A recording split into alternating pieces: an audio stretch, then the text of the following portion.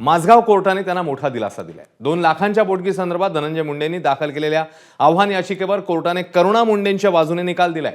युक्तिवादानंतर धनंजय मुंडेंची याचिका कोर्टाने फेटाळून लावली। त्यामुळे वांद्रे न्यायालयाने करुणा मुंडेंना 2 लाखांची पोटगी देण्याचा दिलेला निर्णय हा कायम राहिलाय।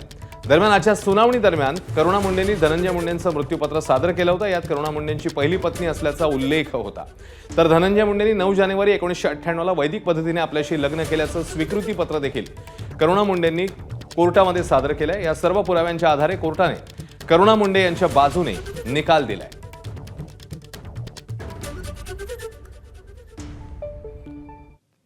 तर माझगाव कोर्टाचा हा निकाल नेमकं काय सांगतो आपण पाहूया। धनंजय मुंडेंची आव्हान याचिका कोर्टाने फेटाळलेली आहे।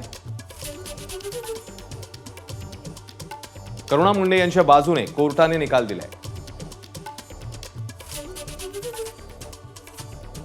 धनंजय मुंडेंचं इच्छापत्र, स्वीकृतीपत्र या 2 पुराव्यांची महत्त्वाची भूमिका या निकालामध्ये राहिली अशी आताची माहिती आहे। करुणा मुंडेंना पोटगी देण्याचा कौटुंबिक न्यायालयाचा निर्णय कायम राहणार आहे।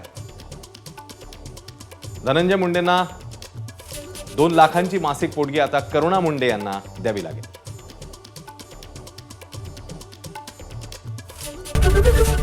एबीपी माझा, उघडा डोळे बघा नीट।